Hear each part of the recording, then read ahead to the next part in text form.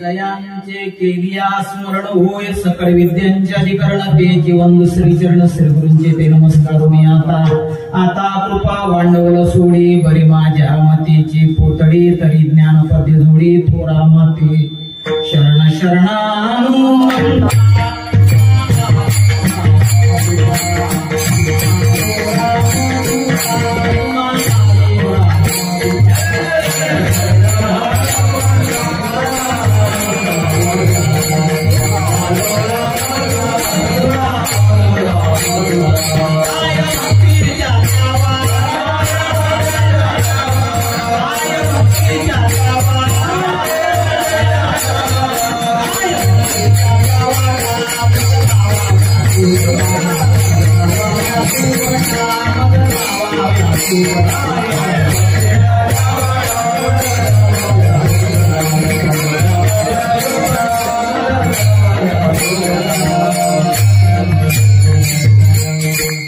नमो ज्ञानेश्वरा निष्कलंका दयाचे गीतेचे वाचिता टीका ज्ञानो लोकाती भाविका ग्रंथार्थिया काय माझी वाणी मानेल संतांची रंजो चित्तासी आपुलिया हरिदासाचिया किंवा हरिदासाचिये घरी मज उपजवा जन्मांतरी मनसी किंवा म्हणता काही मागा हेची देगा किंवा देगा पांडुरंगा प्रस्तुत प्राप्त समय कीर्तन रूपी सेवेकरता निवडलेला अभंग वैराग्याची मूर्तिमंत पुतळे असणारे जीवनवासी जगद्गुरु तुकाराम महाराज यांच्या गाथ्यातील असणारा मागणीपर प्रकरणातला अभंग आजच्या सेवेसाठी निवडलेला आहे. अभंगावर बोलण्यापूर्वी कीर्तनाला जमलेले सर्व माता पिता बंधू भगिनी सर्व गुरुबंधू ज्येष्ठ श्रेष्ठ सर्वांच्या चरणी मोठ्या भक्तिभावाने वंदन करतो. तुम्हाला एक नम्र प्रार्थना करतो. आपल्यापैकी बरेच जण भजन म्हणत नाही बरं का. देवनंतून काही मडायला आले का तोंड उघडत नाही तुम्ही. लक्षात ठेवा अभिनय तो कभी नाही. पुढच्या वर्षी आपण इथे भजन करायला राहूच याची शाश्वती नाही. ज्या माणसाने जर ही संधी घालवली त्याला जीवनामध्ये पश्चाताप करावाच लागेल. माते म्हणशात ना भजन करशात ना दाखे का वय ना भजन करा बर का. तुमची पद प्रतिष्ठा श्रीमंती जागेवर राहू द्या. बऱ्याच वेळेला बुवाच्या धाकाने लोक भजन करतात पण भजन नाही करत ऍक्शन करतात. ते असले ऍक्शन मला फसवू नका बरं का. आपला सर्वांचा वर एक सीसीटीव्ही कॅमेरा आहे त्याला सर्व कळतं. तुमच्या मनात काय चाललेलं आहे माझ्या मनात काय चाललेलं आहे. म्हणून मायबाप हो भजन करा.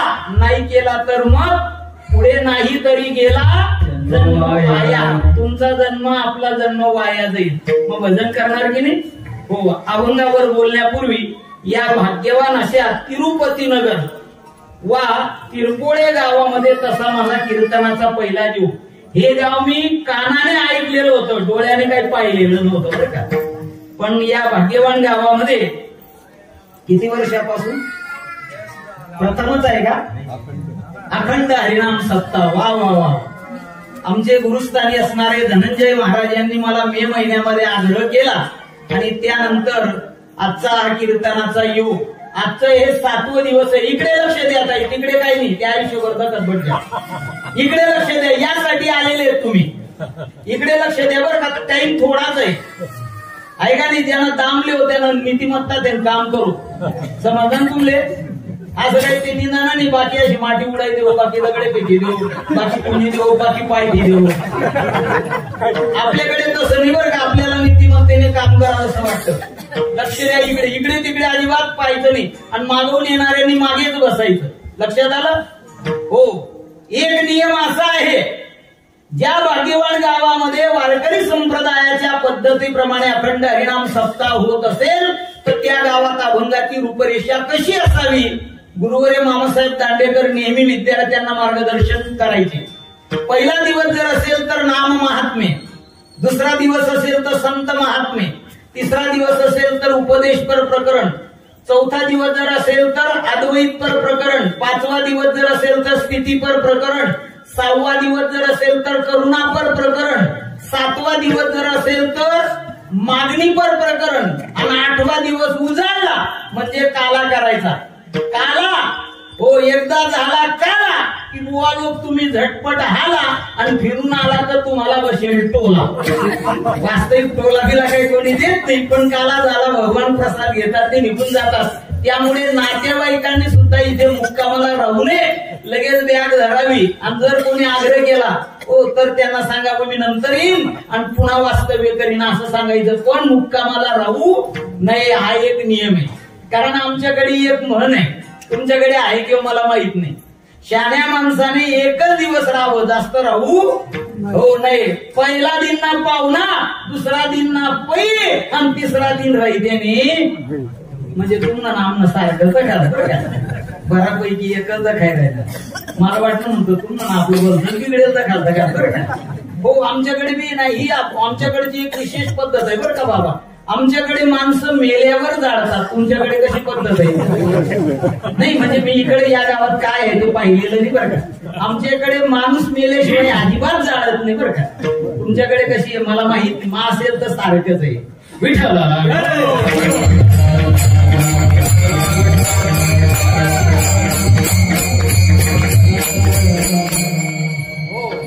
आणि हे पा तुमचं भजन इथे पा युट्यूबला जाणार आहे बरं का.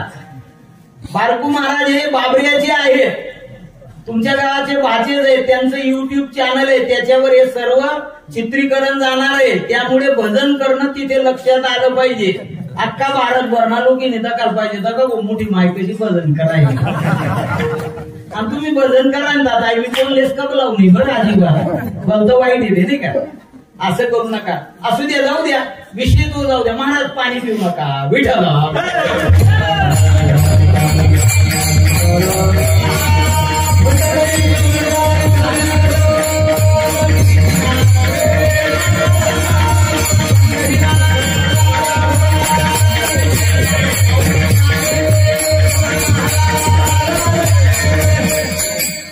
असू द्या, वेळ आपल्याकडे कमी आहे त्यामुळे जरा जास्त वेगाने सांगावं लागतं. अभंग आहे जगद्गुरु तुकाराम महाराजांचा. जगद्गुरु तुकाराम महाराजांनी मानवी जीवन प्राप्त झालं ही एक विशेष बाब आहे आणि तेही मानवी जीवन भलत्या ठिकाणी कोणाकडे दिलं नाही तर हरिदासाकडे द्यावं ही एक अत्यंत महत्वाची मागणी केलेली आहे. ती महत्वाची मागणी आहे बरं का. कारण काय, जगामध्ये जगद्गुरु तुकाराम महाराजांनी 4 युगाची तपसाधना वापरली. जगाकडे पाहिलं आणि जगाकडे पाहिल्यानंतर आदमी आदमी बहुत है लेकिन जो आदमी है उसका अकाल है. आजही चांगल्या माणसांचा दुष्काळ आहे बरं का. हो, खोगीर भरती भरपूर आहे, खायला काळा आणि होईला भारांची संख्या प्रचंड आहे. हो, पण त्या गंतीत आपली गंता हो येऊ नये. महाराजांनी वर्णन केलेले ते लोक कोण, प्रकाराचे 3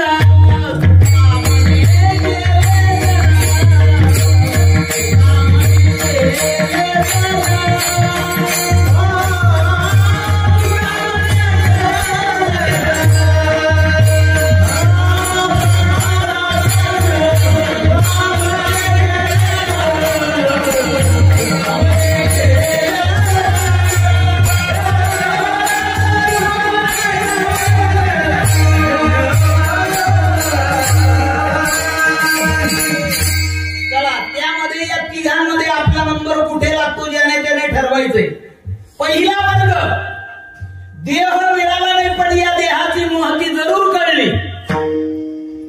कळली का? आहेत का असे लोक? आहेत.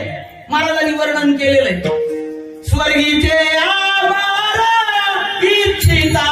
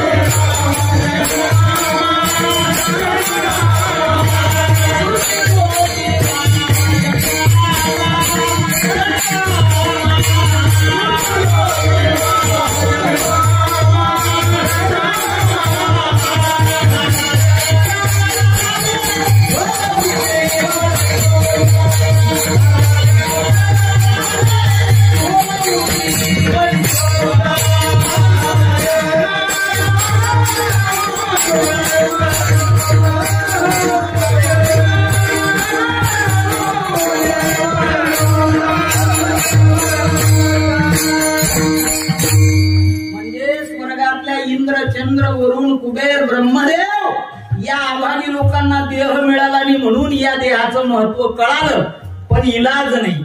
आहे का इलाज? हो आहे इलाज. ब्रह्मदेवाने आपल्या ब्रह्मदेव पदाचा राजीनामा दिला. ज्ञानेश्वर महाराज आमचे धाकटे बंधू झाले. ब्रह्मा सोपान तो झाला भक्त आनंद. हो राजीनामा दिला बरं का तिथे, तेव्हा हे पद मिळालं. तुम्हाला न राजीनामा देता मिळालं त्यांच्यापेक्षा तुम्ही भाग्यवान आहे. पण आम्ही काय केलं? त्याचा उपयोगच केला नाही. हो पहिला वर्ग देह मिळाला नाही पण देहाचं महत्व कळालं. दुसरा वर्ग हो देह मिळाला पण याचं बिलकुल महत्व कळालं नाही. या गटामध्ये कोण कोण येतं पहा. व्यसन करणारे, बार पान विडी तपकीर तंबाखू. भगिनी वर्गाकडे सुद्धा एक व्यसन आहे का माहिती तुम्हाला? ती जाळलेली तंबाखू घ्यायची. सकाळी एकच प्रोग्राम चाललेला असतो, राष्ट्रीय आंतरराष्ट्रीय कार्यक्रम. सारे गम पदनी सा सा सा. कळलं तुम्हाला? इकडे आहे का नाही ते मला माहित नाही. काही भागात मिश्री म्हणतात, काही भागात करेप म्हणतात, काही भागामध्ये काजी म्हणतात त्याला, नाही का? हो जर असेल तर ते तात्काळ दुरुस्त करा ते. हो बार पान विडी तपकीर तंबाखू, मांसाहार करणारे, दारू पिणारे, परकीय संस्कृतीचं अनुकरण करणारे. वाढदिवस जर साजरा करत असाल, तुमच्या एवढ्या आभागी या जगात अजून कोणी जन्माला आलेलं नाही. वाढदिवस ही हिंदूंची परंपरा आणि ख्रिश्चनांची परंपरा आहे. 31 डिसेंबर अजिबात साजरा करू नका. का? याच्या 31 डिसेंबरला मृत्यूयोग आहे. म्हणून जे साजरा करतील त्यांनी जरा सावध राहा. कान टोचून चाललो बरं का तुम्हाला. हो मी म्हणत ते पंचांग कर्त्यांचं म्हणणं आहे. तुम्हाला पटत असेल तर मी एखाद्या तो एक व्हिडिओ तुमच्या व्हॉट्सअपवर टाकून जातो. मृत्यूयोग आहे. जर साजरा केला समजून घ्यावं आपलं रिझर्वेशन होईल होणार नाही मला माहित नाही. माय हो हा देश जर टिकवायचा असेल तर आमच्या संस्कृतीचं अनुकरण करणं गरजेचं आहे. जर आम्ही अनुकरण परकीय संस्कृतीचं जर केलं तर जगातल्या सर्व संस्कृत्या नष्ट झाल्या. काही इस्लाम धर्मियांनी गिळंकृत केल्या, काही ख्रिश्चन धर्मियांनी गिळंकृत केल्या. जगात एकच अशी एक संस्कृती सनातन संस्कृती आणि तिलाही गिळण्यासाठी एका बाजूने ख्रिश्चन गिळतायत धर्मांतर करून आणि दुसऱ्या बाजूला मुस्लिम गिळतायत लव जिहाद करून. आणि अजून आपण मात्र मैं भला और मेरी बीबी भली याच्यातच अडकलेले आहोत. म्हणून माय बाप पुढच्या पिढ्यांना आपल्याला जाब द्यावा लागेल. ही संस्कृती वाचणं अत्यंत गरजेचं आहे. मांसाहार करणारी माणसंही योग्य नाही, कारण भगवंताने आपल्याला पुढच्या अनेक जन्मामध्ये ते करण्याची संधी दिलेली. लांडग्याचा जन्म मिळाला, कुत्र्याचा जन्म मिळाला, वाघाचा जन्म मिळाला, सिंहाचा जन्म मिळाला, मांजरीचा जन्म मिळाला. मटण खाता येईल पण मांजरीला भजन करता येईल नाही, करता येणार ना. म्हणून याच जन्मी घडे किंवा याच देही घडे देवाचे भजन आणि अनिक हे ज्ञान नाही कोठे. म्हणून आता भजनाचा आनंद घेतलाच पाहिजे. भजन नाही घेतलं तर नाही केलं तर पुढे पश्चाताप होईल. झाले 2 वर्ग. आणि एक तिसरा वर्ग आहे. देह मिळाला आणि या देहाचं महत्व कळालं, या वर्गामध्ये येतात आमचे संत महात्मे आणि संतांना देह मिळाला सुद्धा आणि त्याचं महत्व सुद्धा कळालं. महाराजांनी वर्णन केलेले त्या देहाचा वापर कशासाठी करावा, येथे उपकारासाठी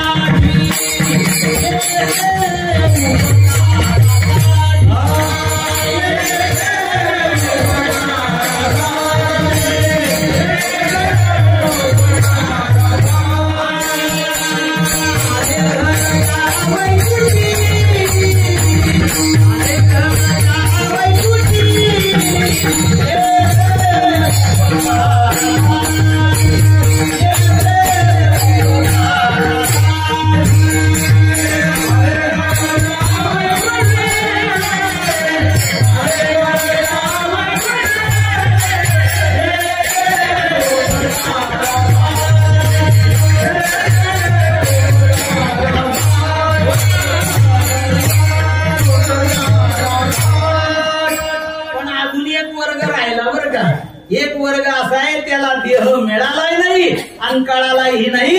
या गटामध्ये आपल्या गोठ्यात जावा, म्हशीला विचारा, गाईला विचारा, बैलाला विचारा, का रे बाबा तुला मानवी देह मिळाला का? म्हणे तू नाही. निदान कळाला तरी का? तर बिलकुल नाही. हो, मिळाला नाही, कळाला नाही. आपण या सर्वांपेक्षा भाग्यवान आहोत. म्हणून गळ्यामध्ये तुळशी माळ धारण करा, पंढरपूरची वारी करा, संस्कृती संवर्धन करा, तर तुम्ही हो जन्माला येण्याचं सार्थक. अन्यथा जन्म नाही तरी गेला जन्म वाया. म्हणून गळ्यात तुळशी माळ घालणं फार हो गरजेचं. मी म्हणत नाही, कशावरून महाराज वर्णन करतात, आवडे देवा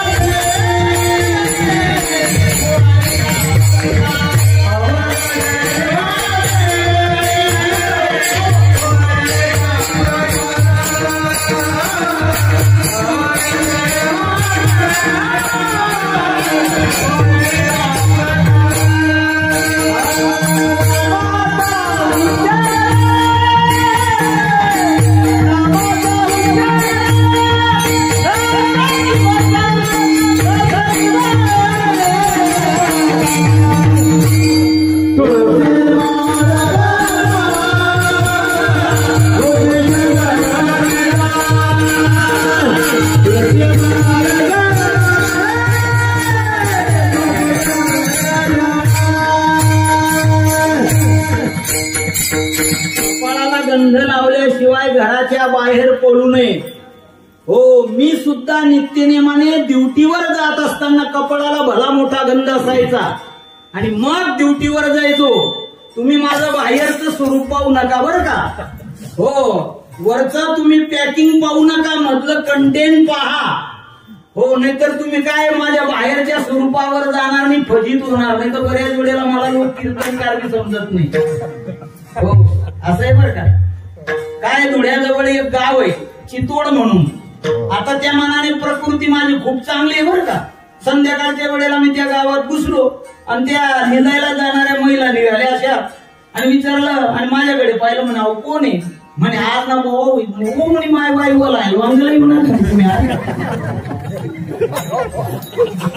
आज त्या मनाने तब्येत माझी चांगली झाली बरं का. हो, आणि हा परिणाम 7वे वेतन आयोगाचा असला पाहिजे बरं का.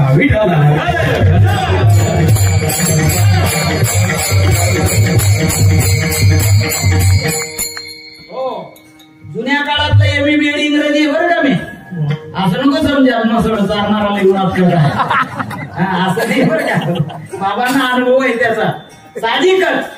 हो, म्हणून माणसाने आपण कुठे जन्माला आलो यापेक्षा तुम्ही भजन केलं गेला याला फार मोठं महत्व आहे. श्री संत श्री संत मीराबाई महाराजांच्या जीवनाचा विचार जर केला तर राजघराण्यामध्ये जन्म झाला, पण जीवनात काय केलं? सोने चांदी अंगावर घातलं का भजन केलं? भजन केलं. मग फोटो त्यांचा लागला का फेऱ्या लवलीवाल्याचा लागला? खरं बोला, कोणाचा लागला? श्री संत मीराबाई महाराजांचा. आपला कोणी फोटो घेत नाही. दिला तरी लोक आता घेतील गटारीत फेकतील, पण संतांचा फोटो मात्र विकत घेऊन लावतील. म्हणून नित्यनेमाने भजन करणारेच माणसं जीवनामध्ये श्रेष्ठ आहेत. व्यसन करणारे, फॅशन करणारे माणसं श्रेष्ठ नाही. हो, आता फॅशन तर भयंकर चाललेली आहे बरं का. आता बुवा लोक सुद्धा तोंडाला पावडर लावून आल्याशिवाय राहत नाही. हे मात्र माझ्या बुद्धीला काही पटत नाही बरं का. हे योग्य नाही, हे योग्य नाही. बुवांनी तर अजिबात पावडर लावू नये. कारण बऱ्याच वेळेला शहरी भागामध्ये कीर्तनात, आता परवाच माझं ओझरला कीर्तन झालं, हो तिथे बी काय सर्वच व्यवस्था, 4-5 प्रकारची पावडर होती. माझ्या जवळ आले म्हणे, बाबा हा एकाच पावडर घ्या. म्हणतो का बरं उतडे नाचा नाही का. काय म्हणावं, भयानकच अवस्था आहे. ठीक आहे, माळकरी माणसांनी कोणती सौंदर्य प्रसाधनं वापरू नये. भगिनी असतील वा बंधू असतील, आणि ज्या माळकरी भगिनी असतील त्यांनी ते वेलवेट पेपराच्या टिकल्या सुद्धा लावू नये. प्रत्यक्ष कुंकुम लावावा. मला एका माणसानं सल्ला दिला होता, म्हणे महाराज बुक्का कसा लावतो तो कथा खता पडी जात. म्हणतो काय करू. हा काय नाही म्हणे, ती काही टिकली असणार तीच कपायला येईल. आता काय पांढरं प्यायल्यावर काय दूध पिण्याचा आनंद मिळतो का. आहे का ती. काय लोक काय काढतील, मात्र त्याच्यावरच ते समाधान नाही. हो, जी परंपरा आहे ती परंपरा टिकवलीच पाहिजे, त्याशिवाय गत्यंतर हो नाही. कारण आपल्याला फार हा देह दुर्मिळतेने मिळालेला. आमच्या हो आपल्या हिंदू धर्मामध्ये 6 शास्त्र आहेत, 18 पुराण आहेत, अनेक ग्रंथ आहेत. एवढी समृद्ध संस्कृती या जगात कोणती नाही. त्यापैकी न्यायशास्त्रामध्ये एक न्याय आलेला आहे, आणि त्या न्यायाचं नाव आहे कागताली न्याय. काग म्हणजे कावळा आणि ताली म्हणजे टाळी. आमची गुरुची दृष्टांत द्यायची. एकदा काय झालं, एका घरामध्ये एक जन्मांध माणूस, आणि जन्मांध असल्या कारणाने त्याला काही दिसायचं नाही, काही काम बी नाही. घरच्या लोकांनी विचार केला, दादरीचं चांगलं पीक आलेलं आहे म्हणे. इकडे दादर कळते ना, कारण तिकडे पश्चिम महाराष्ट्रामध्ये शाळू म्हणतात त्याला, काही भागामध्ये ज्वारी म्हणतात, काय जे असेल ते. दादरीचं पीक एकदम चांगलं आलेलं म्हणे. मग चिमण्या खायला लागले म्हणे. मग काय करावं लागेल. नाही म्हणे, एखाद्या माणसाचा आवाज ऐकला का ते पक्षी पळून जातात. ते असं मचान म्हणा, माईचा म्हणा, त्याला हो बांधलं आणि त्याच्यावर त्या आंधळ्या बाबाला उभं केलं आणि त्याने आपला व्यायाम सुरू केला. झालं, सुरू केलं, आणि एक कावळा असा उडत येत होता. कावळा शक्यतोवर कोणाला सापडत नाही बरं का, कारण 3 लोक भयंकर हुशार आहेत या ब्रह्मदेवाच्या सृष्टीत. पक्ष्यात काऊ, माणसात मात्र मी बोलणार नाही. रातभर राहવાની इच्छा आहे बरं का. एखादा दादा येईल, कोण कुमचडी ना आठवले. कळलं, पण तुम्ही लई हुशार आहे, तुम्हाला कळलं ते मला काय सांगायचंय. आणि प्राण्यांमध्ये कोला भयंकर हुशार. आता तो सापडला. एका माणसाला त्या कावळ्याची गरज होती, तो पळत गेला. म्हणले, रामो मला कावळा देता का. म्हणजे देईल, पण मी फुकट देणार नाही. आणि खरंच फुकट देऊ नये, कमी किमतीत बी देऊ नये. का, लोकांना त्याचं महत्व कळत नाही. हो, कारण माझ्या लग्नाच्या वेळेला तसा अनुभव आला. कारण काय, त्यावेळेला मी आहे ना, काही घ्यायचं नाही आपल्याला मुलीवाल्यांकडून. बरेच जण म्हणे, हो याला कोणी सुनी नाही राहिलं बरं का. काय म्हणावं, भयंकर समाजामध्ये मूर्खपणा चाललेला आहे. जाऊ द्या, तो पुढे विषय कधीतरी मी पुन्हा सांगेन त्या विषयावर. कर्मधर्म सहयोगाने म्हणे, पा मी कावळा देणार, पण पैसे घेणार. म्हणजे किती घेणार, 100 देऊ का. म्हणजे फक्त 100. मला कावळा पकडायला किती त्रास झाला, आता खरं सांगायला त्रास होईना. म्हणजे 1000 देऊ का. म्हणजे फक्त 1000. तो म्हणले, पा मी कावळा देईल, पण किती पैसे घेईल. म्हणले एवढी घेईल. आता राहील का तो, बर्र निघून गेला. तद्वत तुम्हाला आपल्याला हा देह मिळाला, भजनासाठी वापरला पाहिजे. हो, पावला हा देह कागताली न्याय, नगर उपाय घडो.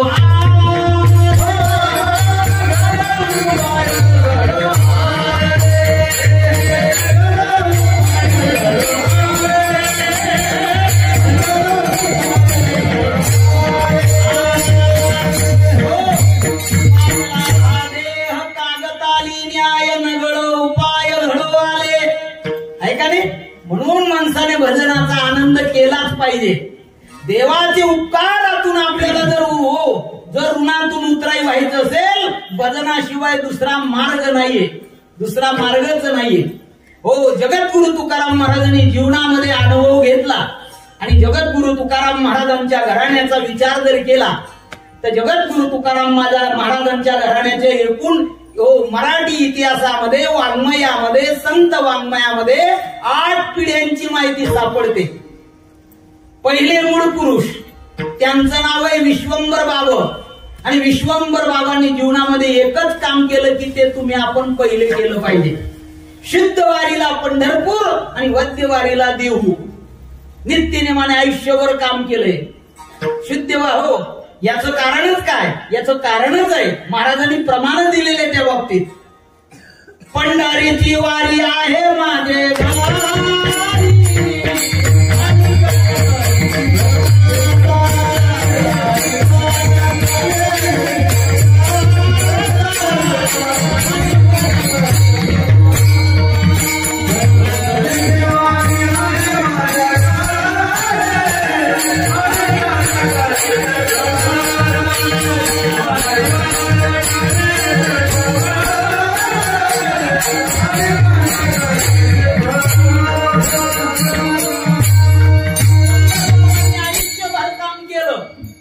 शरीराचा नियम असा आहे, शरीर कधीतरी पडतं.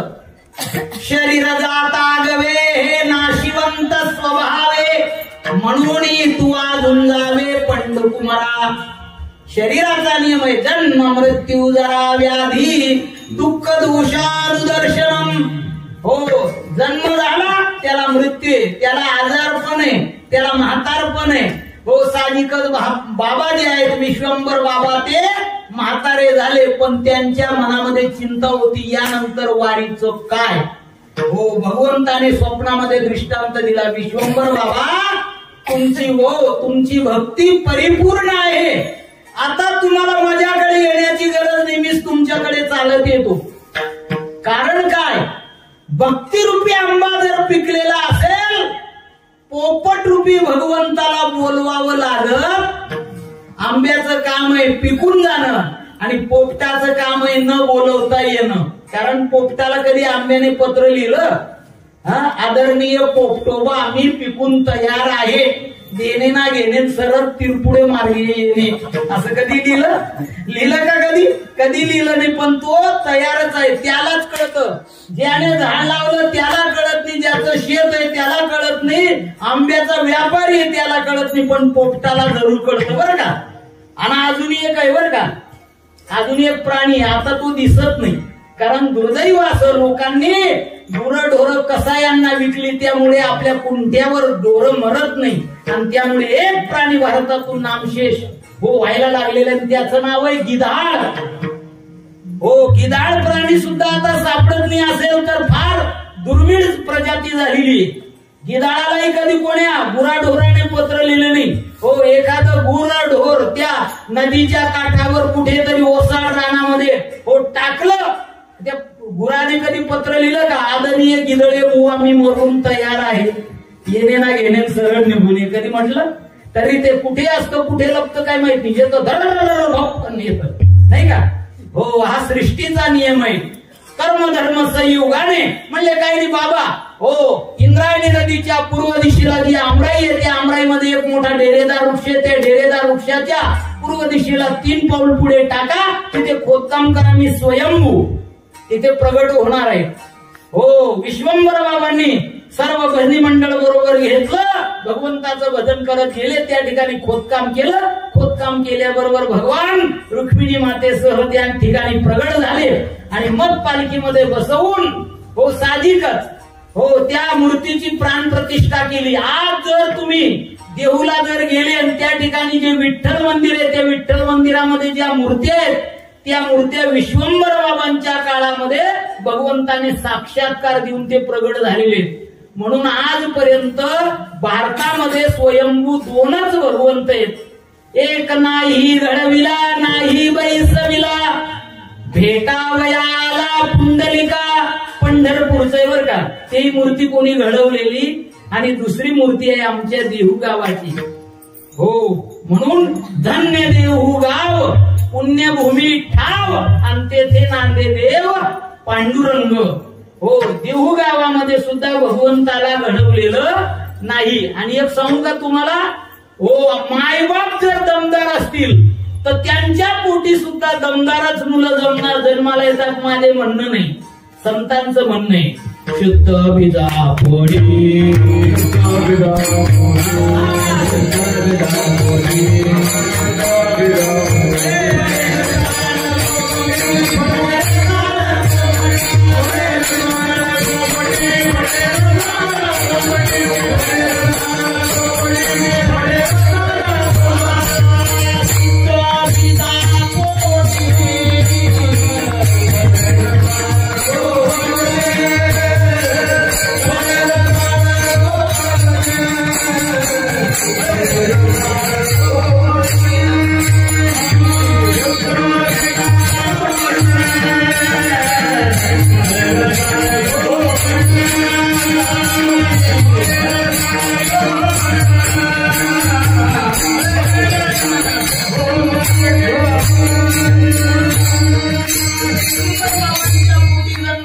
त्यांचं नाव आहे हरिबाबा.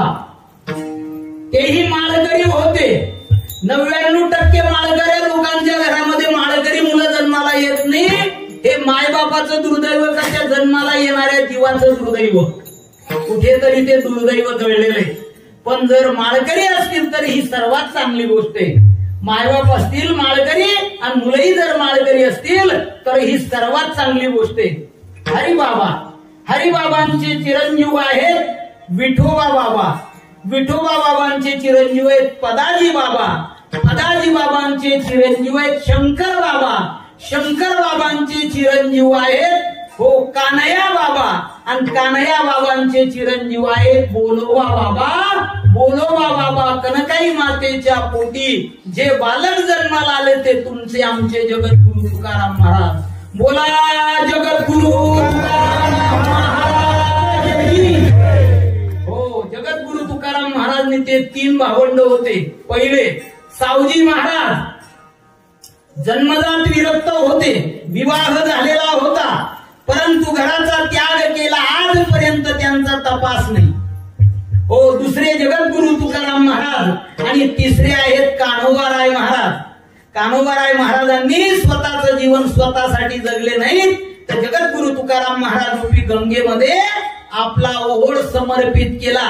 आणि म्हणून तुम्ही कथा कीर्तनाला भजनाला काकड्याला जर जात असाल तर तिथे तुकया बंधू म्हणे तुकया बंधू राम म्हणागा.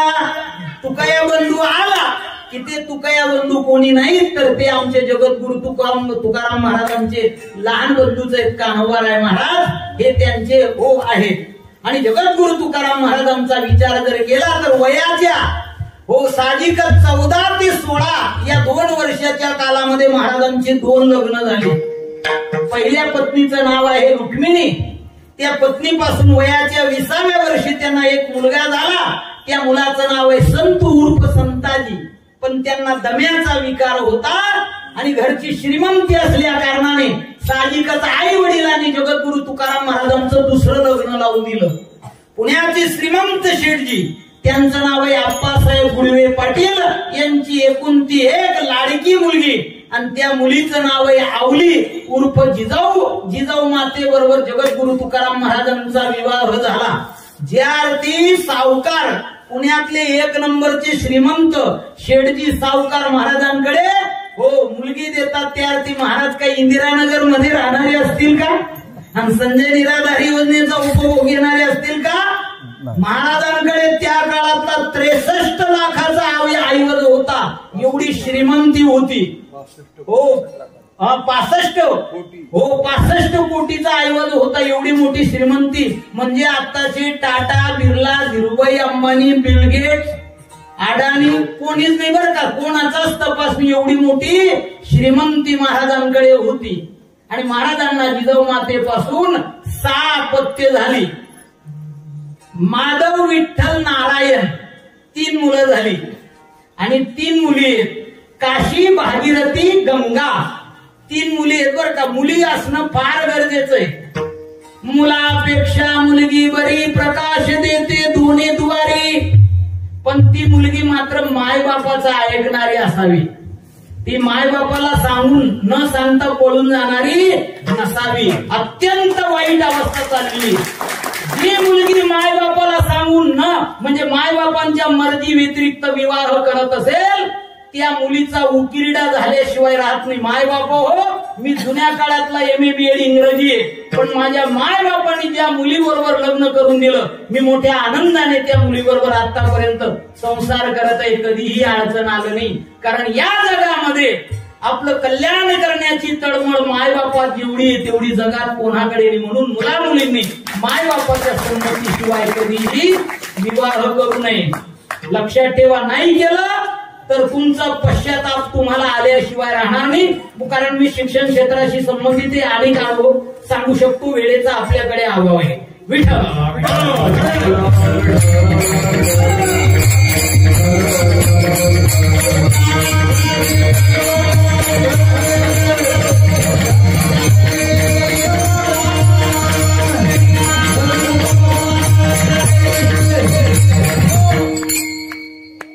साहजिकच 3 मुलं आणि 3 मुली असा महाराजांचा एकूण प्रपंच चाललेला होता. पण त्यांच्या समोर मोठ्या भावाची पत्नी वारली. पहिली त्यांची पत्नी जिथं म्हणजे साहजिकच रुक्मिणी माता वारली. आणि त्यांचा मोठा मुलगा संताजी उर्फ संतू वयाच्या 21व्या वर्षी अन्न करता मेले. इतिहासात त्यांनी प्रमाण दिलेली. दुष्काळ्या तिला द्रविणेला मान श्री एक अन्न करता मेली. मग महाराज रडत बसले का?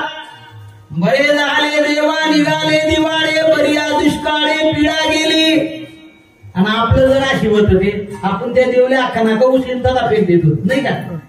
म्हणून आपल्यात संत महात्म्यांमध्ये फार मोठा फरक आहे. कर्मधर्म संयोगाने वयाच्या 21व्या वर्षी ही विपरीत अवस्था प्राप्त झाली. आणि वयाच्या 23व्या वर्षी जन्मदात तर त्यांच्या घरात भजन होतच. पण वयाच्या 23व्या वर्षी काय झालं महाराज वर्णन करतात. नामदेवे केले स्वप्ना माझी जागे, सवे पांडुरंगे येऊन या. नामदेव महाराजांनी स्वप्नामध्ये जागे केलं. आणि साहजिकच स्वप्नामध्ये त्यांचे गुरु महाराज जे आहेत ते स्वप्नात आले, सावध केलं. आणि मग त्यांना मंत्र दीक्षा दिली. राघव चैतन्य केशव चैतन्य सांगितली पूर्ण मालिकेची. बाबाजी आपुले सांगितले नाम, मंत्र दिला राम कृष्ण हरी. माहो शुद्ध दशमी पावणी गुरुवार, आणि केला अंगीकार तुका म्हणे. वयाच्या 23व्या वर्षी गुरु उपदेश झाला.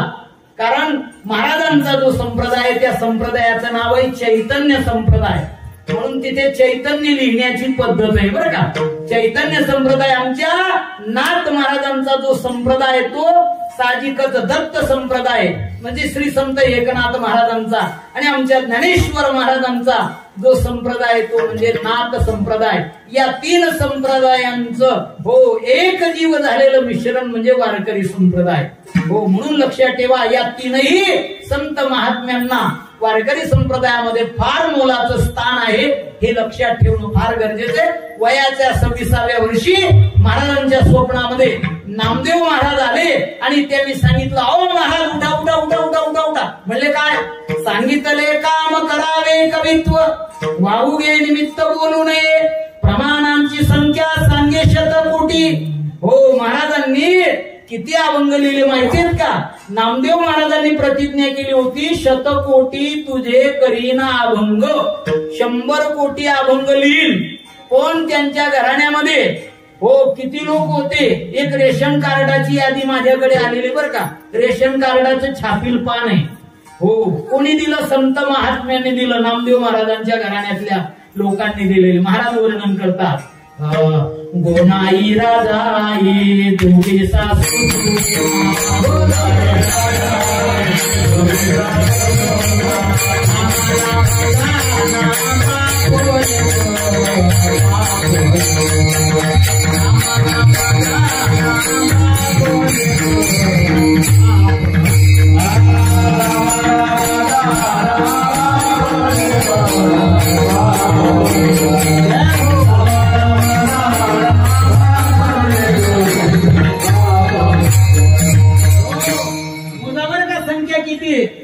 गोणाई राजाई दोघी सासू सुना दामा नामा जाना बापले. 2 अधिक 2 किती झाले? 4 झाले. बोलत जा जरा, सावध राहा. ऐका नाही, 4 झाले ना. हो, साधिकच नामदेव महाराजांना 4 पोरं होते. नारा विठा गोंदा माधा चौघे पुत्र जन्मले पवित्र त्यांचे वंशी. 4 आणि 4 किती झाले हो? 8 झाले. सुनांची नावं ऐका.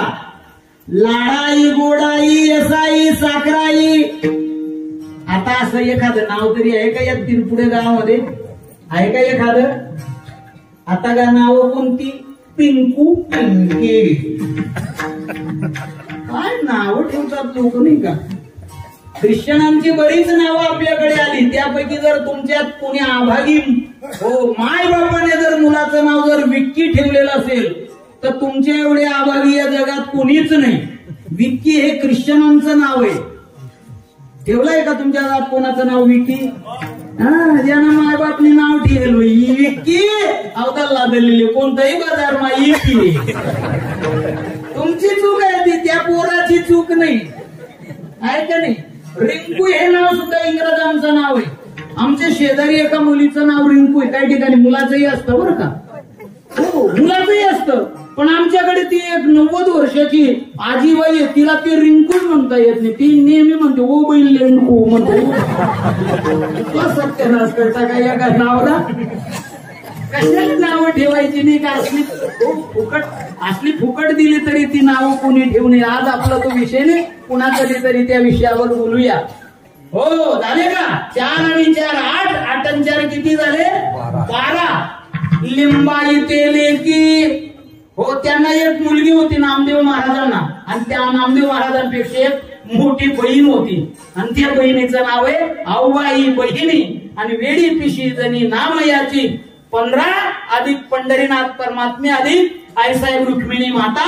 17 लोकांनी अभंग लिहिले, पण काम अपूर्ण राहिले. मग आता करावं काय?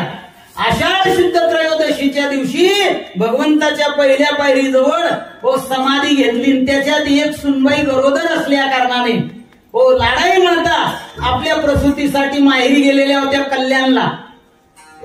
यांनी समाधी घेतली, पण हा वृत्तांत त्यांच्या कानावर गेला आणि त्या रडायला लागले. म्हणले, देवा मी कोणतं पाप केलं? त्यांना जागा दिली, मला काय जागा दिली? भगवान विठूरून उतरले गेले कल्याणाला. म्हणले, आई साहेब बोला. म्हणले, काय काम? त्या मुलाला उचललं भगवंताच्या ताब्यात दिलं. म्हणले, देवा हे तुझं आहे, तुझं पाशी घ्या बाबा, तुझं देणं आणि तुला सांभाळणं. भगवंताने घेतलं. भगवंताने केलं. केल्याबरोबर जशी टंकन उडी मारली तशी भगवंताच्या हृदयामध्ये समाधी घेतली. श्री संत मीराबाई महाराजांसारखी. बोला श्री संत मीराबाई महाराज. समाधी घेतली. आज नामदेव महाराजांचा वंश जो चालत आलेला आहे त्या बालकाकरवी चालत आलेला आहे. काय भाग्य असेल त्या वंशाचं. त्या लहान बालकाला रुक्मिणी मातेने पाळणा करावा, जोडी करावी, नाव माकू घालावं, भगवंताने खेळवावं, भगवंताने खाऊ पिऊ घालावं. काय कोणत्या जन्मातलं पुण्य असेल त्या कुटुंबाचं, त्या बालकाचं. आहे का नाही? याला सुद्धा मागच्या जन्माचं फार मोठं प्रारब्ध लागतं. एवढं मोठं प्रारब्ध कर्म धर्म संयोगाने काम अपूर्ण राहिलं, आणि मग ते काम पूर्ण करण्यासाठी पुन्हा जगद्गुरु तुकाराम महाराज म्हणजे ते नामदेव महाराज जगद्गुरु तुकाराम महाराजांच्या रूपाने अवतीर्ण झाले. जगद्गुरु तुका अवतार नाम यातन संप्रदाय सगळ्यांचा एक दुनिया. ते जगद्गुरु तुकाराम महाराज अवतीर्ण झाले. त्यांनी आपल्या जीवनामध्ये 4 कोटी अभंग लिहिले. किती लिहिले? 4 कोटी. पण दुर्दैवाने आम्ही ते सांभाळले नाही. अनंतामध्ये ते विलीन झाले. आपल्यापैकी जर कोणी भाग्यवान तळेगाव दाभाड्याला जर गेला तर त्या ठिकाणी महाराजांचे एक टाळकरी गंगाराम बुवा मवाळ कडुसकर हे ब्राह्मण समाजाचे, त्यांच्याकडे 12,000 अभंगाची गाथा आजही तुम्हाला पाहायला मिळते. संताजी महाराज अगनाडे यांच्याकडे काही अभंग सापडतात. आणि देऊला जर गेले तर जगद्गुरु तुकाराम महाराजांच्या हातातलं स्वतःचं हस्ताक्षर दिसतं. तिथे या पद्धतीने लिहिले. पण आज आपल्याला 4-4.5 अभंग मिळतात, जास्तीचे अभंग मिळत. त्यापैकी हा एक अभंग आहे. कर्मधर्म संयोगाने महाराजांची भक्ती जी आहे ती भक्ती फळा फुलाला आली. भगवंताला वाटलं, अरे या घराण्यातल्या लोकांनी माझं काम केलं पण मागणी काहीच केली नाही. भगवान पिठेवरून उतरले. महाराज भंडारा डोंगरावर पोहडलेले असताना, भजनाच्या नामचिंतनामध्ये तल्लीन असताना भगवान हो गेले. जगद्गुरु तुकाराम महाराजांना नाव दिला. अहो तुकोबा, उठा उठा उठा उठा उठा उठा उठा. जगद्गुरु तुकाराम महाराजांनी डोळे वटारून पाहिले. अरे हो, जो योगियांच्या ध्यानी ध्याताना तुळशी, आणि तो आमापाशी मागे पुढे हो तो भगवान हो त्या ठिकाणी चतुर्भुज रूपाने प्रगट झाला. आणि प्रगट झाल्याबरोबर जगद्गुरु तुकाराम महाराजांना सांगितलं, म्हणले तुमच्या घरातल्या लोकांनी माझं काम केलं ना, मग त्याचा पगार द्यायला आलेलोय. मग जगद्गुरु तुकाराम महाराजांना वाटलं, माझ्यासाठी मागू का देवासाठी मागू? माझ्यासाठी मागण्यात काही मजा नाही, कारण मी मागणी केली तरी ते इथेच टाकावं लागेल. पण भगवंतासाठी जर मागणी केली तर पुन्हा भगवंत मला दिल्याशिवाय राहणार नाही. हो, म्हणून अशा प्रकारची भगवंताला पोषक असणारी, भक्तीला पोषक असणारी मागणी आमच्या जगद्गुरु तुकाराम महाराजांनी अभंगाच्या पहिल्या चरणात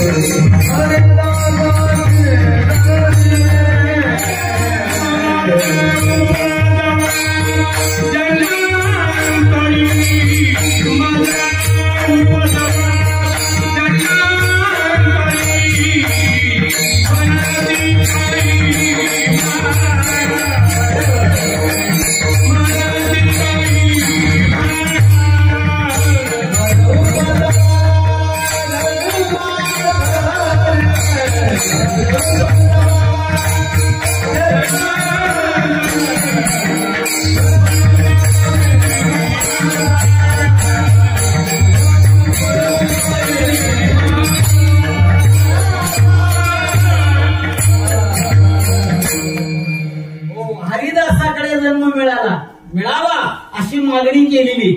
ही मागणी स्वतःसाठी नाहीये, ती भगवंताची भक्ती कायम सेवत राहावी, भगवंताची भक्ती हो कायमस्वरूपी टिकावी, यासाठी भगवंतासाठीच भगवंताकडे मागणी करून घेतली. याचं कारण काय आहे? हो, महाराजांनी अनेक जन्माचा इतिहास सांगितला आणि मागच्या जन्मात काय केलं, आता काय करणार आणि पुढे काय करणार, महाराजांनी हो एकाच प्रमाणामध्ये सांगून टाकलेले. मागे बहुता जन्मी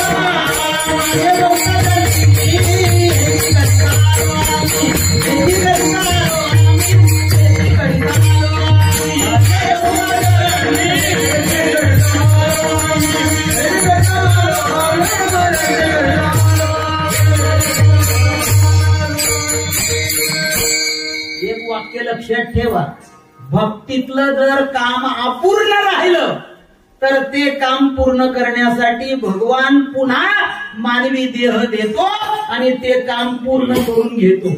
प्रपंचातलं काम जर अपूर्ण राहिलं तर पुन्हा संधी मिळत असं होई का? घरना पायावर आहे घ्या हो, दल्ला त्यांना उसकी घ्या हो, पुल्ल बांधण करता आखोई लागणार हो, चालेल का? प्रपंचात तशी सोय नाही. आणि पूर्ण जरी बांधायचे तरी तो येऊ दे हो, अजिबात येऊ देत नाही. तेच बरं आहे, बरं येऊ देत नाही म्हणून. जर कधी एखादा दल्लाने घर बांधलेला आहे आणि पोऱ्याने जर दारून पाहिजे की टाक ते दल्लाना त्याची उस्तही नाही आहे का नाही? ती सोय खूप चांगली बरं का. देवाचा मला तो निर्णय खूप आवडला. पुन्हा येऊ देत नाही प्रपंचाच्या कामाला, पण परमार्थ कामाला वारंवार येऊ देतो बरं का. म्हणून तर संतांनी सांगितलं घेई नवी जन्म यासाठी देवान तुझी चरण सेवा साधावया, हे त्या मागचं एक कारण. मग आता हरिदास कोणाला म्हणावं? हो, हरिदासाच्या अनेक व्याख्या शास्त्रामध्ये आलेले आहेत. त्रोटक सांगतो आणि पुढे चालतो. हो, साहजिकच हरिदास, हो, हरी ज्याचा दास त्याला म्हणतात हरिदास. हो, किंवा जो हरीचा दास याला विग्रह म्हणतात मराठी व्याकरणामध्ये, त्याला हरिदास म्हणतात. आणि हरिदासाचं एक सोपं लक्षण आमच्या नाथ महाराजांनी सांगितलेलं आहे. कोणतं? हरीची दास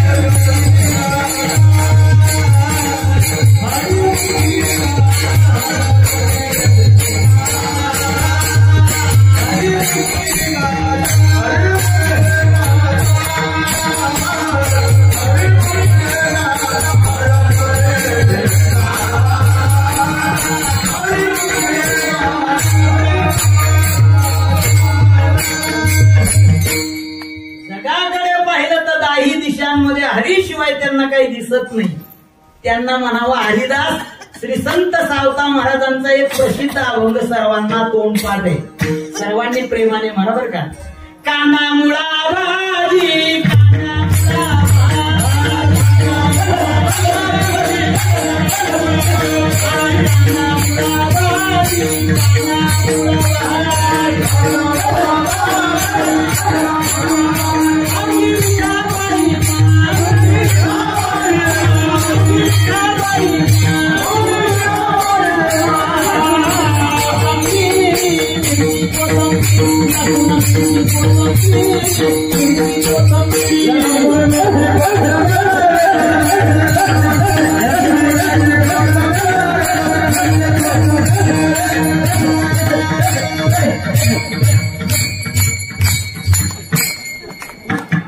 काही वेळेला माझ्या अंगामध्ये भवानी माता येते बरं का. फक्त म्हणे भवानी माता बोलती शानी. कोंबडं बी मागत नाही, अंड बी मागत नाही, बकर बी मागत नाही. हा, पण पुरणपोळी मागत होय राहत नाही. माय बापू हो, देवाला कोंबडे बकरे लागत नाही, ते आमच्या जिभेचे चोचले. देवाच्या नावावर हे पाप जर कोणी करत असेल त्याला केले कर्म झाले तेची भोगाले, उपजले मेले ऐसे किती भोगावं लागणार. म्हणून कधीही मानता मन्नतच्या नावाने कधी कोंबड्या बकऱ्यांचा बळी घेऊ नका. हो, साहजिकच. आता अजून पुन्हा कधी योग आला तर या विषयावर स्वतंत्र चिंतन करूया. म्हणून आमच्या संस्कृतीमध्ये घटस्फोट नावाचा शब्द नाही. बरोबर आहे, पण कोणत्या ठिकाणी जन्म हो का भलते जन्म हो का भलते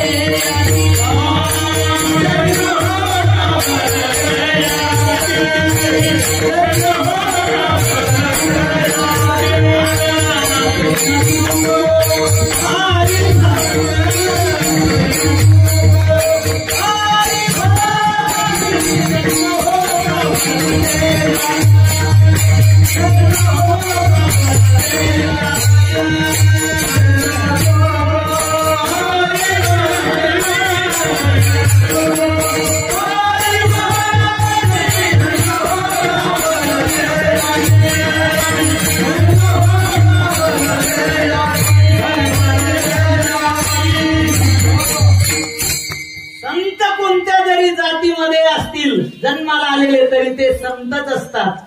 साधू को जाती न पूछिए पूछ लीजिए ज्ञान, मोल करो तलवार का पडे रहने दे म्यान.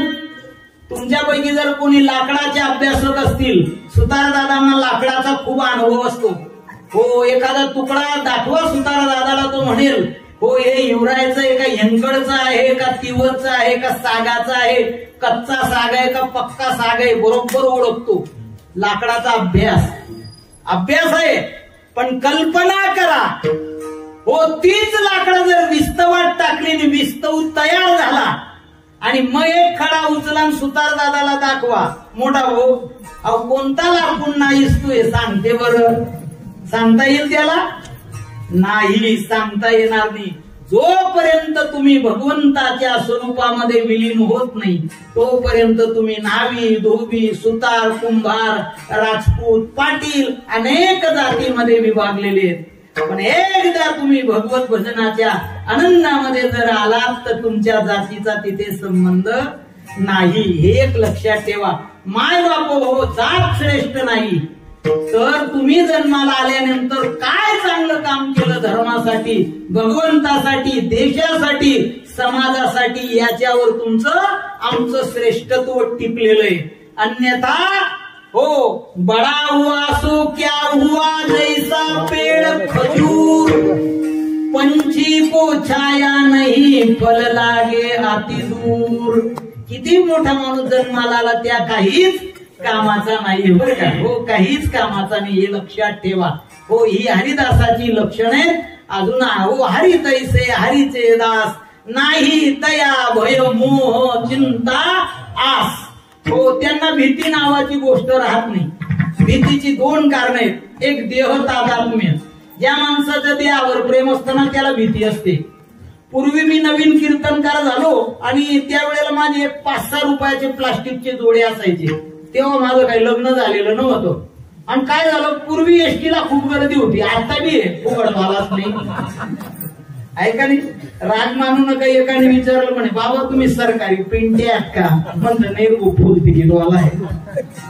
ऐका नाही, त्यांची भाषा जाऊ द्या, ते काय लोक कुठे काही वापरतात जाऊ द्या. ऐका नाही, कर्मधर्म संयोगाने माझा पाय त्या आजीबाईच्या पायावर पडला आणि धरली एकदम कोकायने म्हणून पाहिजे ना. त्यावेळेला लग्न नव्हतं. मी आजीबाईला म्हणतात आजी अजून म्हणा लगीन राहिलो, तुला मुली माय खाऊ एवढा बघू घ्या तुला लगीनच राहील. ऐका नाही, पण कल्पना करा पायावर पाय पडल्यावर जी आजीबाई शिव्या घालते त्याच पायाला जर गँग्रीन झालं, डॉक्टरांनी सांगितलं आजीबाई याला व्रण नावाचा रोग झालेला आहे, गँग्रीन झालेला आहे, तुमचा अंगठा कापावा लागेल. आजीबाई अशी म्हणे का एवढा चांगला अंगठा कस काय कापू? डॉक्टर म्हणे नको कापू. पुढे चढत गेला तो, हो घोट्यापर्यंत आला, गुडघ्यापर्यंत आला. डॉक्टरांनी शेवटचा संदेश दिला आजीबाई तुमचा पाय गुडघ्यापासून काढावा लागेल आणि जर काढला नाही तर पुढच्या महिन्यात तुम्हाला अख्खच्या अख्ख घराच्या बाहेर. आजीबाई अशी म्हणे का एवढा चांगला पाय कस काय कापू? आजीबाई म्हणे डॉक्टर म्हणा गुडघे काय काढतं म्हणून फरे काढले. याला देह तादात्म्य म्हणतात. आणि धनाचं महत्व, धनही असेल त्या माणसालाही भीती. म्हणून मी कुठली सोनं चांदी अंगठी काही वापरत नाही बरं का. बरेच जण कीर्तनकार सुद्धा लय अंगठ्या वापरतात. तेव्हा गुरु तुकाराम महाराज काय म्हणतात, मी याला बुवा तिथे कशासाठी पाहिजे बाबा? हे दाखवण्यासाठी. सोनं काही दाखवायचं असतं का? दाखवण्याची गरज नाही. श्रीमंती दाखवायची नाही, श्रीमंती टिकवायची. आपल्या समाजाने श्रीमंती दाखवण्यामुळे दारिद्र्य घरामध्ये ओढून घेतलं आणि म्हणून श्रीमंती दाखवायची नाही तर श्रीमंती टिकवायची. लक्षात ठेवा, आमच्या संत महात्म्यांनी श्रीमंती टिकवलेली. बोला श्री संत एकनाथ महाराज, जनार्दन स्वामी महाराज. एकाने श्रीमंती टिकवायची दाखवायची नाही. हो, आणि खरं सांगू का, जर माणसाच्या हातामध्ये, पोटामध्ये, कानामध्ये, नाकामध्ये, गळ्यात जर सोनं असेल तो रेल्वे स्टेशनवर झोपू शकत, एसटी स्टँडवर अंधारे उजाय कथा जाई का, जंगलमा एकला जाई का? नाही. आमना बोलतं सोपं आहे म्हणे जरी एसटी उचकिली. हो मी रात्री अपरात्री, हो काल माझं तिकडे निफाडच्या पुढे कीर्तन होतो, मी रात्रीच निघालो आणि घरी गेलो. काय हो मी रेल्वे स्टेशनवर झोपलो. सरळ रेल्वे स्टेशनवर झोपताना असं माळा काढले न्याचं विरास चोर चोरता येतात लाकडेच ना म्हणे दखील येतात. त्याची माहिती कर्जदार जर उठणं गेल त्या पाण्यानं दाम देणार आणि समजा तडे सोनानी चेन मला जर जपेल होते अहो कवय टरबुज टर तरी फाट टाकतील काय सांगता का.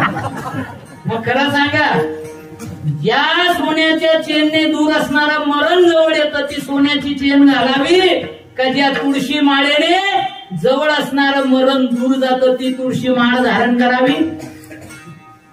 तुळशी माळ धारण करणार ना संख्या वाढेल ना. उद्या मी बाबांना विचारणार आहे धनंजय बाबांना बाबा संख्या वाढली का आपली भाऊबंदकी वाढली का मी जरा सवय राहावी बरं का.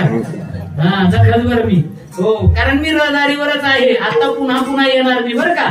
हा म्हणजे सांगत नाही मी पुन्हा येईन नाही तुम्ही आपण पुन्हा येऊ देवा.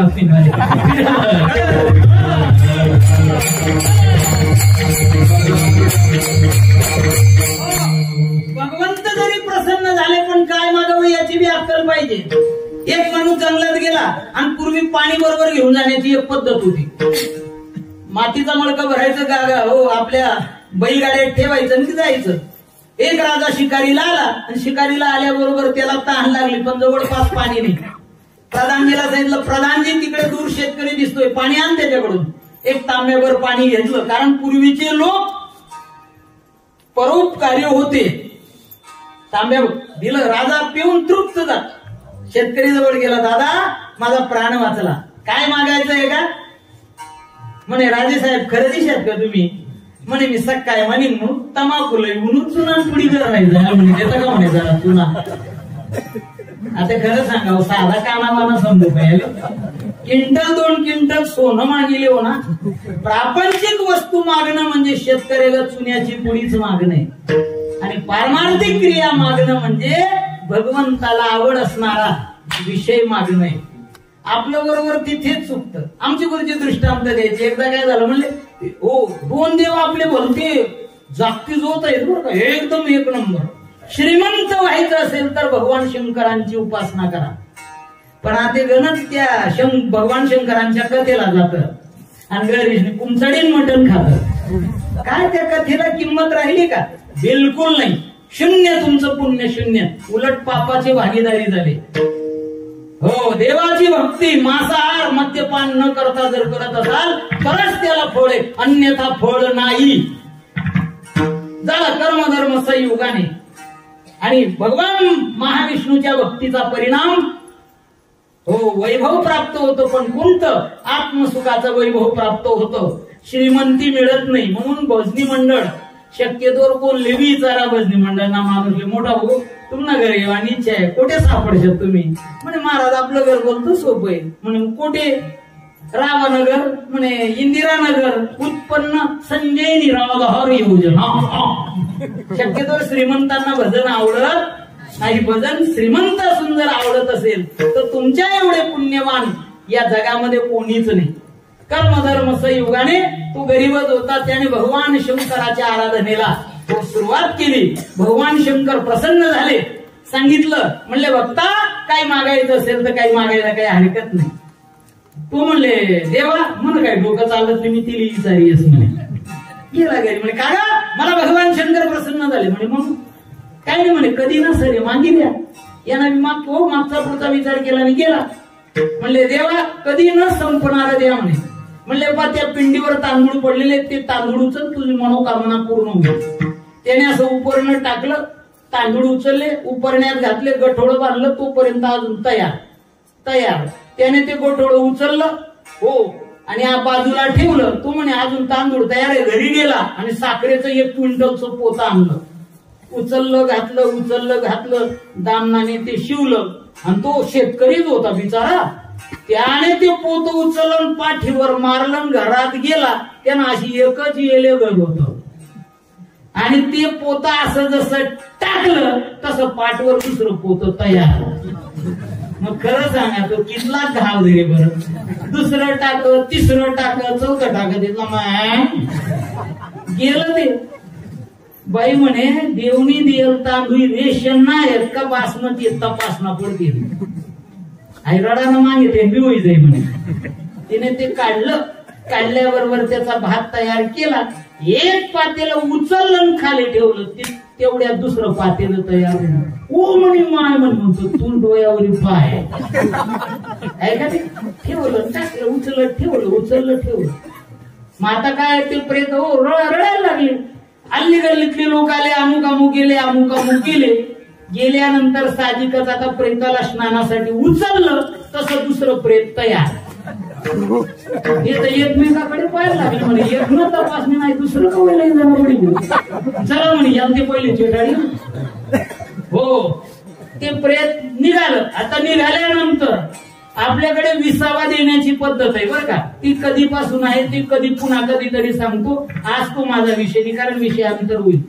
कर्मधर्म संयोगाने चौघ खांदेकऱ्यांनी खाली प्रेत ठेवलं आणि अशा उभा राहतो तिथला मग खांद्यावर दुसरं प्रेत तयार.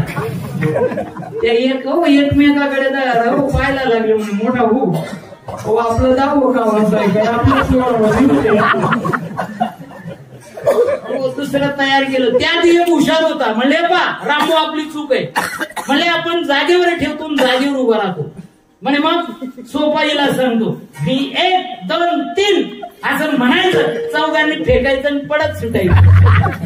खरं सांगू का काना बाणासले दुसरा नसला लगेच पडील. हो मोठ्या भाऊने म्हटलं 1 2 3 म्हटल्याबरोबर जसं फेकलं तसं प्रत्येकाच्या खांद्यावर आहे का नाही. आणि जेवढा होता त्या वाटलावर त्याच नवी खांद्यावर एक तयार. मग खरं सांगा माय बापो देव प्रसन्न झाला. स्वतःची फजिती केली आणि दुसऱ्याची फजिती केली. आमचे जगद्गुरु तुकाराम महाराजांचं सर्व संत महात्मे जगाची स्वतःची फजिती करणारे नाहीत. हे त्रिकालावादी सत्य. म्हणून भजनासाठी हरिदासाची घरी मग उपजवा जन्मांतरी. महाराज जगद्गुरु तुकाराम महाराजांना भगवंताने विचारला अजून काय द्यावं लागेल का दुसऱ्या करणार सांगता.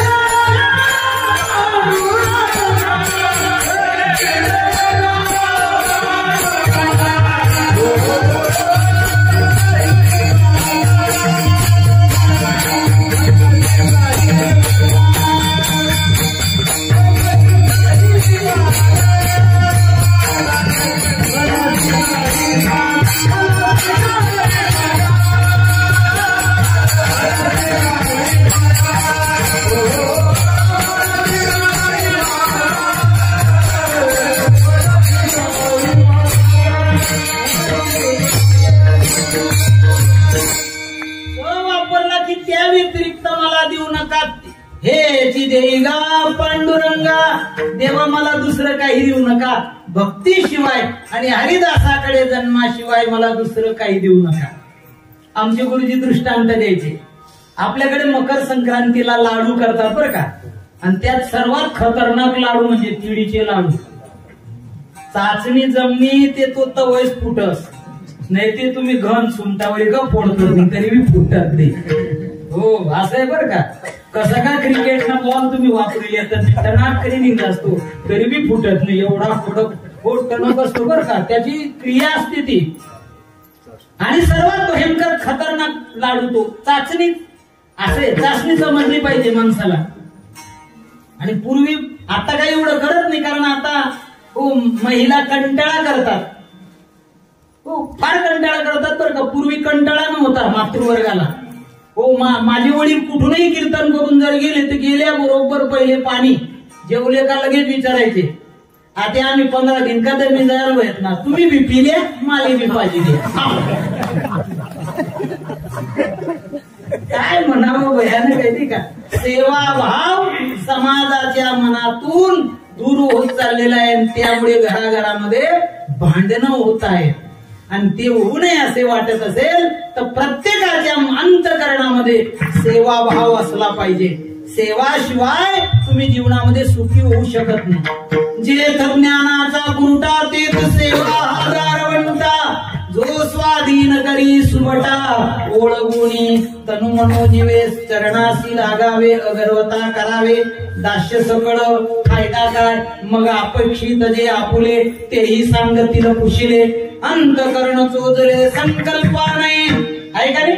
म्हणून सेवाभाव असलाच पाहिजे. मुलगा असो, मुलगी असो, पत्नी असो, कोणी असो, घरातल्या सर्व आणि ज्येष्ठ श्रेष्ठांचा आदर करणं हे तुमचं पहिलं कर्तव्य आहे. पण बऱ्याच वेळेला म्हाताऱ्याने जर पाणी मागितलं, अंगाला ना का डोकं आहे का नाही? अत्यंत चुकीची गोष्ट आहे. खरं धर्म संयोगाने आजीबाईने लाडू तयार केले, पण काय झालं, त्या आजोबांचे सर्व दात पडलेले होते आणि दात पडल्यामुळे त्याला कवडी बसवली. कवडी कळते ना, सर्व दात. हा, कवडी ज्यांना बसवलेली त्यांना दात बसवल्याचा आनंद मिळत नाही. ती कवडी बसवलेल्या एका बाबाला विचारलं, म्हणतो बाबा तुम्ही उडीदना पापड खाता का? म्हणतो मग खास म्हणे मी, पण कशा लागस? नाही म्हणे कागद खायला लागस म्हणे. हो, देवाने दिलेला जो आनंद आहे तो आनंद कवडीवाल्याला बसणार नाही. कारण आमच्या शेजारी एका माणसाला डोळा बसवलेला आहे. आपल्या डोळ्यात थोडा जरी वारा गेला तरी लगेच पापणी लवते. तो कृत्रिम जो डोळा आहे ना, तुम्ही अख्खी का अशी आर पोची देतात. भगवंताचे उपकारच फार वेगळे आहेत.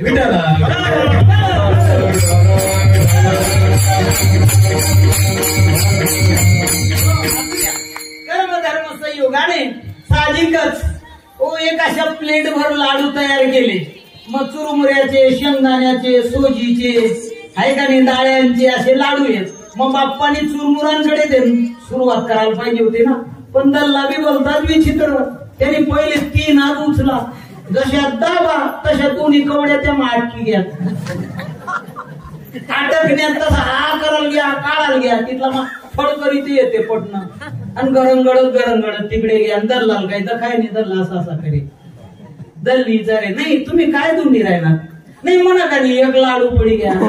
नाही मग तुमले 3 लाडू जे दिसू ना, नाही मग ते नको, तोच पाहिजे. कारण काय, तुका म्हणे त्याचे कळले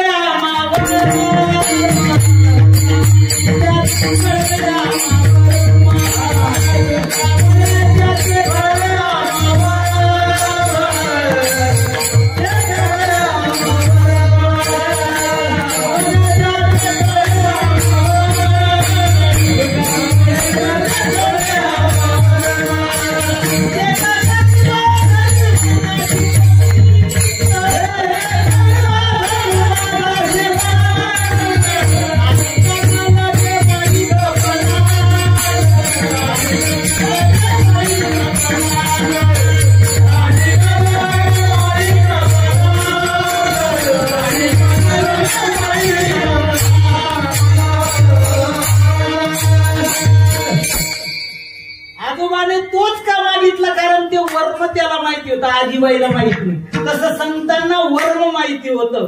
म्हणून मनाशी काही मागा हे देगा, हे नफ्यातलं काम संतांना माहिती आहे. म्हणून हरिदासाकडे जन्म मागतात, म्हणून सकारात्मक शब्द वापरला. महाराज अजून काय द्यावं लागेल तिसऱ्या चरणात? संत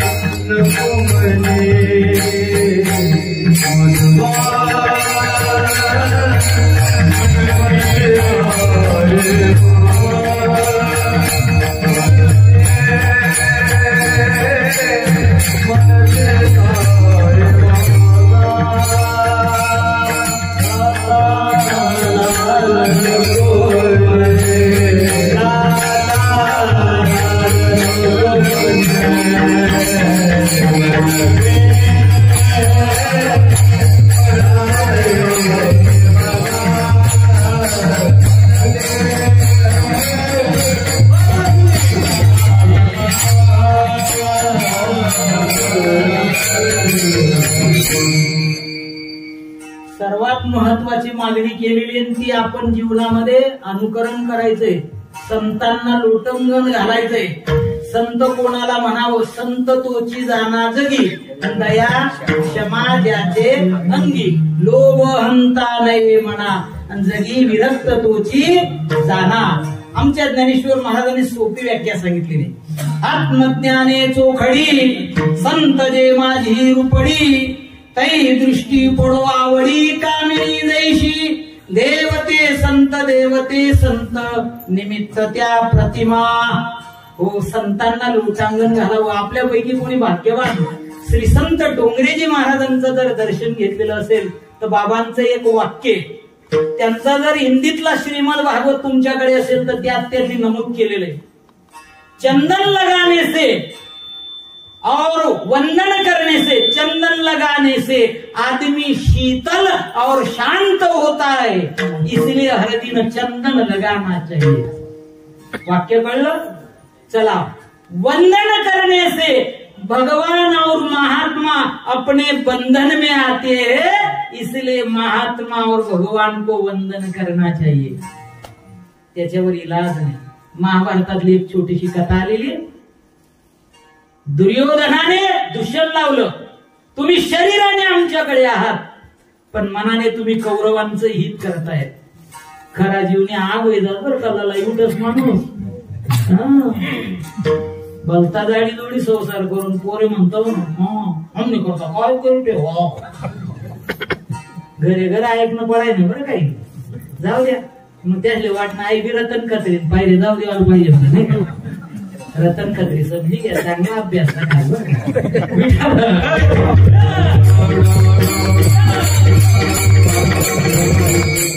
तो प्रापंचिक विषय पुन्हा कधीतरी त्या विषयावर स्वतंत्र बोलूया. कर्मधर्म संयोगाने भीष्म पितामहांनी प्रतिज्ञा केली, उद्या संध्याकाळपर्यंत निष्पांडवी पृथ्वी करीन. मग आता खरं सांगा, पांडवांना भीती होती का? आई जर बरोबर असेल पोरेला काय घाबरानं काम आहे का? अजिबात काम नाही. मायना अंगठा धरलेस, बोट धरलेस आणि शेजारी ना कपड वडली, त्या पोऱ्याला काही भीती आहे का? त्याला माहिती आहे मी कितला कसा आहे करेन मना अंगवर अजिबात येऊ देऊ आहे का नाही. तसं परमात्म्याने आमचं बोट धरलं, आम्हाला काही चिंता आहे का? अजिबात चिंता नाही.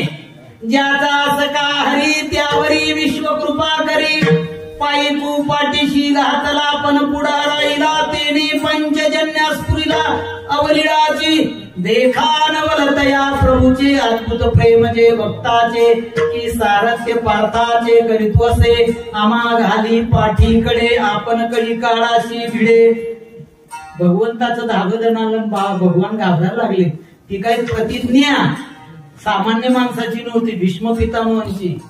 हो, भीष्म पण केला खरा आणि धनुर्धरा हो एवढा खतरनाक माणसाची प्रतिज्ञा. पण भगवंताचं सांगू का, भगवंताच्या बाबतीत दोन वाक्य आहेत इंग्रजीमध्ये. Only God is omniscient and omnipotent. Potent म्हणजे शक्तिमान आणि सिएंट म्हणजे सर्वज्ञ. या जगामध्ये सर्वज्ञ फक्त एक परमात्मा आणि दुसरा संत महात्मे, यांच्याशिवाय दुसरे सर्वज्ञ नाही. मला कीर्तन करता येतं पण ड्रायव्हिंग करता येत. आणि जर कराली दिली बराच जणांची पुण्यतिथी साजरी करा सोयीसोळा म्हणजे मी अल्पज्ञ आहे का नाही. ज्याला ड्रायव्हिंग येते त्या माणसाला मृदुंग वाजवायला बसवलं, तू वाचताय का? तू मृदुंग वाजळायची कोणा बी कानमा वाजळी आहे का नाही. म्हणजे जीव अल्पज्ञ आणि भगवंत सर्वज्ञ. कुठेतरी माणूस कमतरता आहे. चला पुन्हा ते कधीतरी इंग्रजीचा अभ्यास करूया. कर्मधर्म संयोगाने आपल्या बहिणीला बोलवलं. ताई कोण बरं? भगवंताची आवडती बहीण. सुभद्रा माता नव्हती बरं का आवडती, कमी आवडती होती. सामान्य प्रेम होतं सुभद्रा मातेवर, पण द्रौपदी मातेवर विशेष प्रेम होतं. म्हणजे ताई एक काम द्यायचंय. म्हणले काय? पहाटे आंघोळ करून तयार कर, ब्रह्ममुहूर्तावर आपल्याला एका भयंकर मोठ्या मोहिमेवर जायचंय. हो, भगवंताचं ऐकलं ताईने, तयारी केली.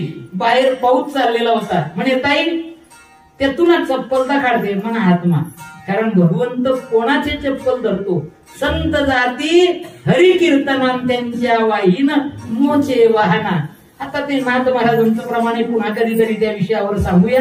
आपला ते पैसाच नाही करता, कोण आम्ही चप्पल उचलीन पायाल करतो नाही का? तो ही विषय आपला आजचा नाही. कर्मधर्म संयोगाने म्हणे ताई असं करा, तुम्ही माझ्या खांद्यावर बसा. का? बहिणीला भावाच्या खांद्यावर भाऊ जर मोठा असेल आणि बहीण लहान असेल तर दोष लागत नाही.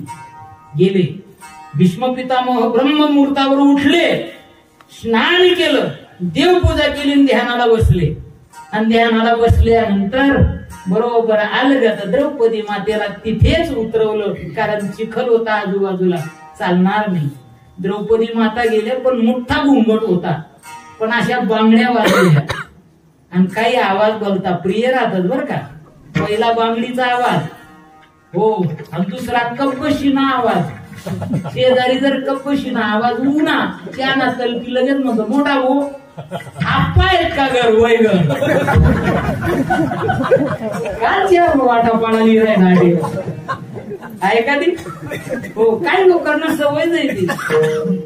आणि एक तिसरा पैशांचा आवाज लई प्रिय आहे. आमचे गुरुजी म्हणायचे, एकदा काय झालं, मला एक धोतर नेसाळ्या माणसाने चंद्रभागेत स्नान केलं आणि त्याचा जो हे इथे होता ना सो गेला, त्याने 1 रुपया लावलेला होता. पण तो सज्जन माणूस त्याने आंघोळ केली, धोतर बदलायला लागला ना हरिपाठ सुरू केला.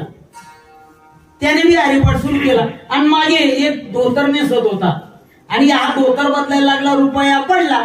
याने सुरुवात केली, देवाची द्वारी उभा क्षणवरी. म्हणजे यांना पैसा पडला, त्यानं काही द्या नव्हतं, मागला हरिपाठवाला पाठ होत. त्याने म्हटलं देवाची द्वारी उभा क्षणवरी बागेच करी उचली ना तेने मुक्तीचारी सारी. देव इथला कानावाला आहे का? येतो तर काय करतो या दुःख्यानी देणं कसा कानावाला बांगड्यांचा आवाज ऐकला. आता भीष्म पितामहांनी डोळे उघडले नाही. हो, भीष्म पितामहांनी डोळे न उघडता अष्टपुत्र सौभाग्य होते. म्हटल्याबरोबर म्हणले बाबा हा आशीर्वाद या जन्माचा का पुढच्या जन्माचं रिझर्वेशन, आणि मग बाप्पा शुद्धीवरून. हा म्हणले जे बोललो ते सत्य ब्रह्ममुहूर्तावर. माझ्यासारखे 56 जरी भीष्म पितामह आले तरी पांडवांच्या केसाला धक्का लागणार नाही. आशीर्वाद दिला. कारण काय? चंदन लगाने से और वंदन करने से भगवान और महात्मा बंधन में आते, इसलिए हर दिन चंदन लगाना चाहिए. भगवान महात्मा और माँ बाप को, बड़े बुजुर्गों हर दिन वंदन करना चाहिए. लक्षात ठेवा हे वाक्य आहे की नाही. म्हणशी संता लोटांगणी जाता लाज नको म्हणी. मनात लाज येते बरं का, परमार्थ करणाऱ्यांना लाज येते. ज्यांची बारीक माळा असेल समजून घ्यावं, त्या लाजी राहणार. महिला असेल वा पुरुष असेल, उलट टपोरी माळा घालावी शेजारीसनी नावे ठेवायला पाहिजे. हो, आणि मोठे माळा पाहिजे का काही लोकांना डोकं सुरू जात. या माळकरी लोकांनी जिथला डोळे राहतो तिथल्या बुद्ध्या राहतो. घरनच खावाली राहणार. त्यांना बोलू द्या, ते त्यांचं काम करतील. सज्जनाने सज्जनाचं काम करावं, ते त्यांचं काम करतील. म्हणून माळ नेहमी जाळ घालावी. हो, ज्याच्यात बरोबर 108 मणी आणि 109 मेरू मणी असला पाहिजे. बारीक राजगिरा छाप माळा घालणं हे उचित नाही, तर लाज वाटते. आणि साहजिकच लाज, लोक कपाळाला गंधवी लावत नाही. लाज वाटते, लाज बाजूला करा. कारण होता बहु बला परिया टिंबट मने नाशिला. मी काही बोलत नाही पुढचं आहे का नाही. संता लोटांगणी जाता लाज नको मनी मनशी काही मागा ह्याची देगा पांडुरंगा. अजून काय द्यावं लागेल हो 4थ्या चरणात.